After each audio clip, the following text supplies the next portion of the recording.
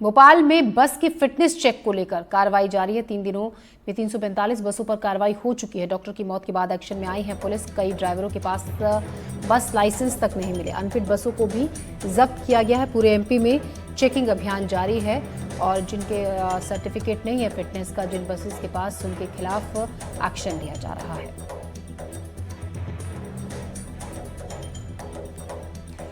तो भोपाल में बसों की फिटनेस चेक को लेकर लगातार एक्शन जारी है। 3 दिन में 345 ऐसी बस जब्त की गई हैं जिनके फिटनेस सर्टिफिकेट नहीं थे या फिर कोई और कमी थी।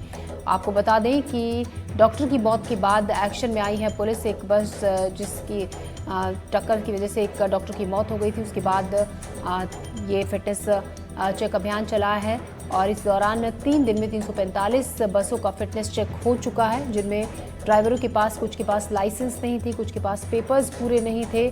ऐसे में पूरे एमपी में ये चेकिंग अभियान जारी है। निहारिका शर्मा हमारी संवाददाता हमारे साथ जुड़ गए हैं इसी खबर पर ज्यादा जानकारी के साथ। निहारिका, 3 दिन में 345 लोग हैं, बस हैं जिनके फिटनेस चेक हुए हैं और जिनके कुछ ना कुछ कमी जिनमें पाई गई है।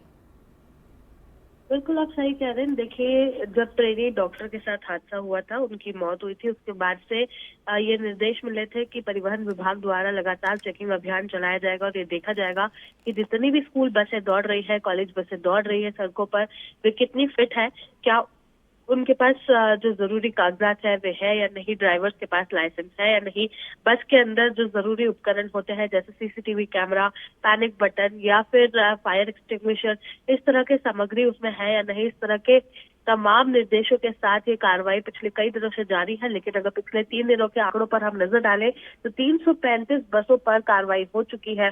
डॉक्टर की मौत के बाद ही ये एक्शन में पुलिस आई थी। कई ड्राइवर्स ऐसे भी मिले जिनके पास लाइसेंस तक नहीं था, कई ड्राइवर्स ऐसे मिले जिनकी फिटनेस एक्सपायर हो चुकी थी, उन्होंने अपनी बस की फिटनेस चेक नहीं कराया था। इस तरह के कई कागजातों के साथ बस ड्राइवर्स मिले जिनके ऊपर तत्काल कार्रवाई की गई।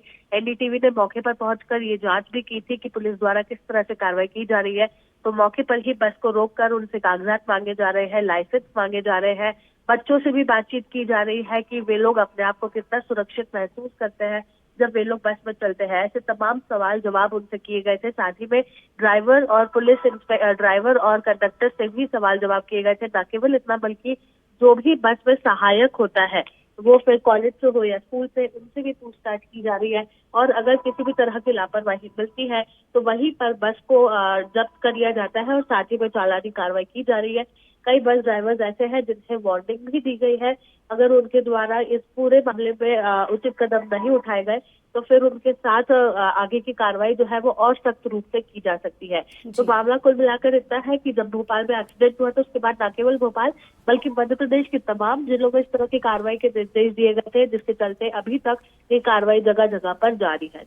जी निहारिका, शुक्रिया जानकारी के लिए। खबर कांकेर से, जहां ग्राम कसावही की महिलाएं खाद और कीटनाशक बनाकर आत्मनिर्भर बन रही हैं। महिलाएं लिक्विड खाद और कीटनाशक तैयार कर रही हैं जिससे जैविक खेती को बढ़ावा मिल सके। खास बात है कि महिलाओं द्वारा बनाया जा रहा खाद और कीटनाशक को लोग पसंद भी कर रहे हैं। जैविक लिक्विड खाद और जैविक कीटनाशक को बनाने में महिलाएं पेड़ पौधों के पत्ते, दही, गुड़, बेसन, लहसुन, फिटकरी, मिर्ची, गोबर, गौमूत्र का इस्तेमाल कर रही हैं। इसे बनाने में करीब 15 दिन का वक्त लग रहा है। महिलाओं ने पहले इसका परीक्षण गांव में ही किया। अच्छा रिजल्ट मिलने के बाद रायपुर, दुर्ग और राज्य के बाहर की कंपनियों से संपर्क किया जा रहा है।